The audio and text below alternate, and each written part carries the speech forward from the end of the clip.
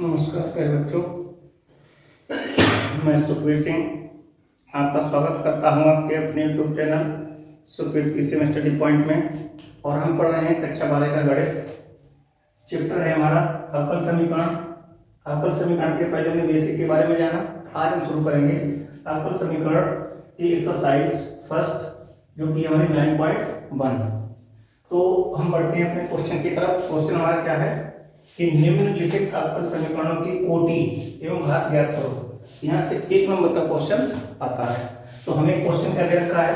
Question दे रखा है d4y upon dx 4 dx घात 4 plus sign by triple dash. अच्छा, ट्रिपल डैश का मतलब क्या होता है?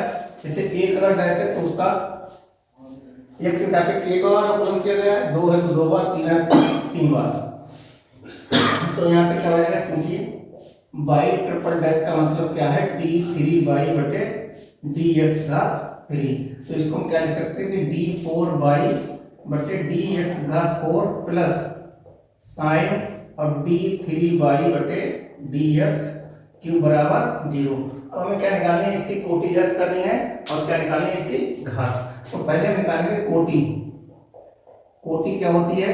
देखो, कोटि क्या होगी कि जो फंक्शन हमारा y दिया था तो उसका x के सापेक्ष कितनी बार अवकलन किया गया है? तो y का x के सापेक्ष यहाँ पे 4 बार अवकलन किया, तो कोटि कितनी हो गई? 4। ये आंसर हो गया। अब इसकी क्या निकालनी है? घात। तो घात देखते हैं। हमने बताया था, नोट पॉइंट में लिखाया था कि अगर साइन में dy/dx दे रखा है या e की पावर x के साथ dy/dx दे रखा है या log के साथ dy/dx दे रखा है, तो इस अवकल समीकरण की घात परिभाषित नहीं कर सकते हैं। तो यहाँ पे घात में क्या लिखेंगे? परिभाषित नहीं है। क्या घात परिभाषित नहीं है? ये हमारा क्या हो गया? आंसर। अब दूसरे क्वेश्चन की तरफ बढ़ते हैं। ये पहला क्वेश्चन हो गया, ये हमारा है दूसरा क्वेश्चन। दूसरा क्वेश्चन क्या रखा है? y dash plus 5y। तो y डैश का मतलब क्या होगा? यहाँ पे लिखो, चूंकि y डैश का मतलब क्या होता है? y का x के सापेक्ष एक बार अवकलन यानी कि dy/dx। तो यहाँ पे हमारा समीकरण हो गया है कि dy/dx प्लस 5y बराबर 0। ये है। अब यहाँ पे क्या निकालेंगे? हम इसकी निकालेंगे। क्या निकालेंगे? पहले निकालेंगे कोटि।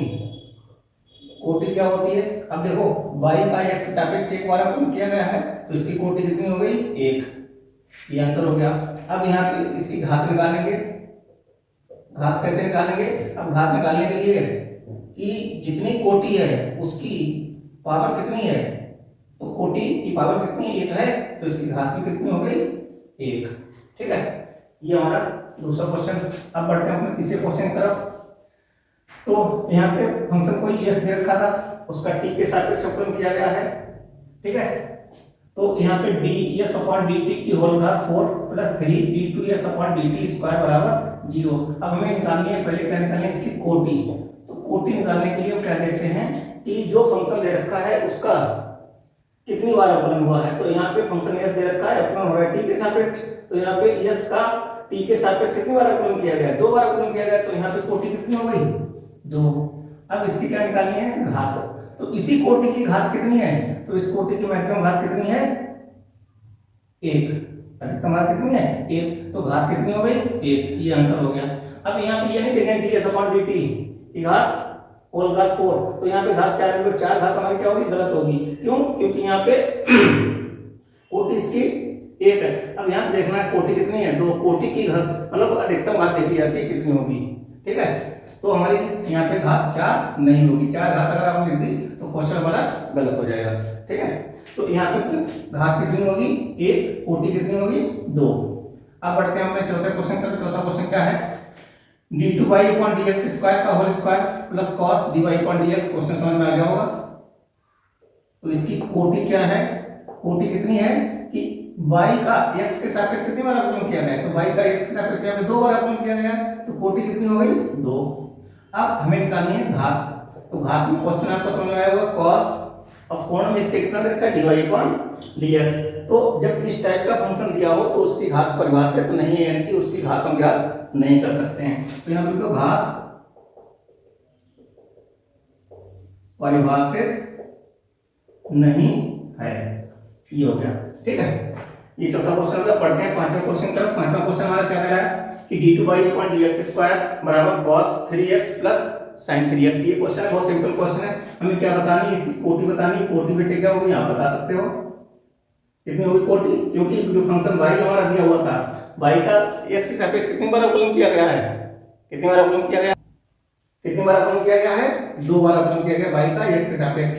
जो फंक्शन y है, y का x के सापेक्ष कितनी बार अवकलन किया गया, 2 बार। घात मतलब dx² है d2/dx²। तो इसकी कोटि कितनी हो गई, 2। घात कितनी हो गई, घात बता सकते हो, तो कोटि की ही घात निकालनी है। कोटि की अधिकतम कोटि की घात कितनी होती है, तो इसकी घात कितनी हो गई, 1। अब यहाँ पे बढ़ते हैं, देखो यहाँ पे बाई ट्रिपल डैश का whole square, y double dash का whole cube plus y dash की होल घात 4 प्लस बाई घात 5 ये रखा है। तो यहाँ पे लिखेंगे चूंकि बाई ट्रिपल डैश का मतलब क्या होता है d3y/dx³, बाई डबल डैश का मतलब क्या होता है d2y/dx², बाई डैश का मतलब क्या होता है dy/dx। तो हमारी अवकल समीकरण क्या बनेगी, तो d3y/dx³ का होल स्क्वायर प्लस d2y/dx² का whole cube plus dy/dx whole का 4। ठीक है। अब हमें क्या ज्ञात करनी है इसकी, पहले तो निकालिए कोटि। कोटि क्या होगी, देखो कोटि क्या होगी बेटे, कोटि इसकी क्या होगी, तो y जो फंक्शन हमारा y दिया हुआ था उसका अधिकतम कितनी बार अवकलन हुआ है, यहाँ पे 3 बार अवकलन हुआ है, यहाँ पे 2 बार हुआ है, यहाँ पे 1 बार हुआ है। तो यहाँ पे हम क्या देखते हैं कि फंक्शन जो हमारा y दिया हुआ था उसका x के सापेक्ष कितनी बार अवकलन हुआ है, तो उसका x के सापेक्ष अवकलन हुआ है यहाँ पे 3 बार। तो कोटि हो गई 3, ये आंसर हो गया। अब घात इसकी क्या होगी, अब उसी कोटि की घात देखी जाती है, उसी कोटि की घात जिस फंक्शन का अधिकतम बार अवकलन हुआ है, अगर हमें घात निकालनी है तो उसी कोटि की हमें घात देखनी है। तो उस कोटि की अधिकतम घात कितनी है, यहाँ पे अधिकतम घात है बेटे 2, तो घात कितनी हो गई 2, और यही हमारा हो गया आंसर।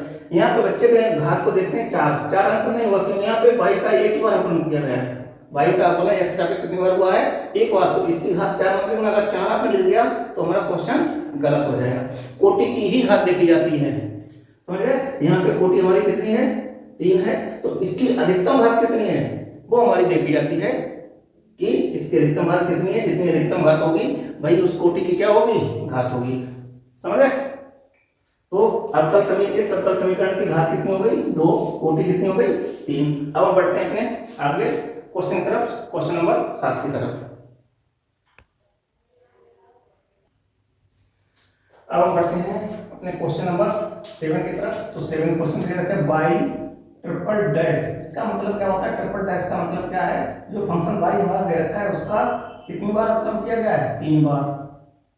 तो d3y/dx³ और y डबल डैश का मतलब क्या है d2y/dx², y डैश का मतलब क्या है dy/dx, ये है।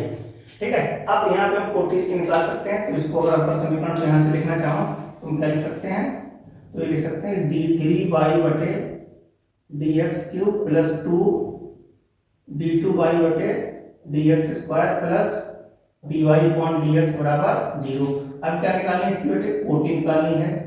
कोटि कितनी होगी, यानी जो फंक्शन y हमारा दिया हुआ है y का कितनी बार अवकलन किया गया x सापेक्ष, तो यहाँ पे 3 बार अवकलन किया गया है, क्योंकि डैश का मतलब ट्रिपल डैश का मतलब क्या 3 बार अवकलन, तो कोटि हो गई 3। घात कितनी हो गई, तो इसी की घात देखी जाएगी, कितनी घात है, घात 1 है, तो घात कितनी हो गई 1। ये हमारा क्या हो गया आंसर। ऐसे यहाँ पे देखते हैं कि y डैश प्लस y बराबर e⁻x। तो यहाँ पे y डैश का मतलब क्या है, y डैश का मतलब क्या है dy/dx, यानी जो फंक्शन y हमारा दिया हुआ है उसका अवकलन हो रहा है हमारा x, मतलब एक बार अवकलन हो रहा है x के सापेक्ष। अब यहाँ पे e⁻x, तो ये एक्सपोनेंशियल टर्म है हमारा, तो यहाँ से क्या हो जाएगा हमारा ये, तो ये हो गया है dy/dx प्लस y बराबर e⁻x। अब हमें इसकी कोटि देखनी, कोटि क्या होगी, कोटि कितनी हो गई हमारी, कोटि हो गई y का जो फंक्शन y है हमारा उसका x के सापेक्ष कितनी बार अवकलन हुआ है, एक बार अवकलन हुआ है, कोटि हो गई एक, और घात कितनी हो गई इसकी, घात भी हो गई, घात इसी की देखी जाए घात कितनी हो गई एक, ये हमारा क्या हो गया आंसर हो गया। ठीक है, अब बढ़ते हैं अगले क्वेश्चन तरफ। 9th क्वेश्चन क्या है, y double dash plus y dash का होल स्क्वायर प्लस 2y बराबर 0। तो यहाँ पे y डबल डैश का मतलब लिखा चुके हैं, y डबल डैश बराबर क्या है d2y अपॉन dx स्क्वायर, और y डैश का मतलब क्या है dy अपॉन dx। तो यहाँ पे हमें अवकल समीकरण क्या प्राप्त हुआ है कि d2y अपॉन dx स्क्वायर और प्लस dy अपॉन dx का होल स्क्वायर और प्लस 2y बराबर 0। अब इसकी कोटि कितनी है, कोटि क्या होगी, कोटि बता सकते हो कि y का x के साथ कितनी बार अवकलन हुआ है, यहाँ पे दो बार अवकलन हुआ, तो कोटि हो गई 2। घात कितनी हो गई, तो कोटि की ही घात देखी जाती है, यहाँ पे 2 बार अवकलन हुआ है, तो इसी की घात देखेंगे तो कितनी घात है 1, तो घात कितनी हो गई 1, ये आंसर हो गया। अब यहाँ पे क्या कर रहा है 10वां क्वेश्चन कि d2y अपॉन dx स्क्वायर का whole cube plus dy upon dx का होल स्क्वायर प्लस साइन, यहाँ पे समझना बहुत बढ़िया क्वेश्चन है कि साइन और dy अपॉन dx, तो dy अपॉन dx दे रखा है किसी ट्रिग्नोमेट्रिकल फंक्शन का ये कोण के रूप में दे रखा है dy अपॉन dx, अब प्लस 1 बराबर 0। जो हमने बताया था इस टाइप का फंक्शन हो तो उसकी हम घात ज्ञात नहीं कर सकते, कोटि तो ज्ञात कर सकते हैं लेकिन उसकी हम घात को ज्ञात नहीं कर सकते, समझे। तो हमें निकालना क्या है, यहाँ पे निकालना है, यहाँ क्या है हमें निकालना है, यहाँ पे इसकी क्या निकालनी है घात। तो इसकी घात कितनी हो जाएगी देखो, तो घात क्या हो जाएगी, तो हमने क्या होता था कोटि तो इसकी कितनी हो जाएगी, कोटि तो हो गई इसकी 2, लेकिन घात इसकी 3 नहीं होगी, तो तुम इसकी 3 घात कर दो, क्योंकि ये फंक्शन इस फंक्शन को हमें देखना है, मेन फंक्शन हमारा ये है। तो जब भी किसी अवकल समीकरण में इस टाइप का फंक्शन आपको दिया हो तो उस अवकल समीकरण की घात को हम परिभाषित नहीं कर सकते हैं, कोटि तो निकाल सकते हैं लेकिन उस अवकल समीकरण की घात को परिभाषित नहीं कर सकते हैं। तो यहाँ पे क्या लिखेंगे, घात परिभाषित नहीं है, और कौन सा ऑप्शन होगा, ये हमारा डी ऑप्शन क्या होगा सही होगा। ठीक है, तो इसकी यहाँ पे घात पूछिए तो घात इसकी हम परिभाषित नहीं कर सकते, कोटि तो निकाल सकते हैं। अब देखो 11वां क्वेश्चन क्या कह रहा है कि अवकल समीकरण दे रखा है 2x square into d2y upon dx square plus 3dy upon dx plus y बराबर 0 की क्या निकालनी है। अब यहाँ पे क्या निकालना है, यहाँ पे निकालनी है बेटे कोटि, क्या निकालनी है तो कोटि, तो कोटि आप बता सकते हो क्या होगी इसकी कोटि, कितनी कोटि होगी, इसकी कोटि होगी बच्चा 2। तो यहाँ पे कोटि क्या हो जाएगी, कोटि बराबर हो जाएगी 2, कौन सा ऑप्शन सही है ए, तो ए विकल्प हमारा क्या हो गया सही हो गया, यही हमारा आंसर है। ठीक है, तो कोटि तो इसकी 2 हो गई, समझ गए, कोटि पूछा तो कोटि ही बतानी है हमें। अब ये क्वेश्चन बहुत महत्वपूर्ण माने, बहुत महत्वपूर्ण है कि किसी भी अगर इस टाइप का किसी भी अवकल समीकरण में इस टाइप का फंक्शन दे रखा है तो उस अवकल समीकरण की घात को हम परिभाषित नहीं कर सकते हैं, उसकी कोटि तो हम ज्ञात कर सकते हैं लेकिन उसकी घात को परिभाषित नहीं कर सकते हैं। उम्मीद करते हैं ये एक्सरसाइज आपको समझ में आई होगी। फिर हम मिलते हैं अपनी अगली एक्सरसाइज में, अगले वीडियो में, तब तक चलिए जय हिंद।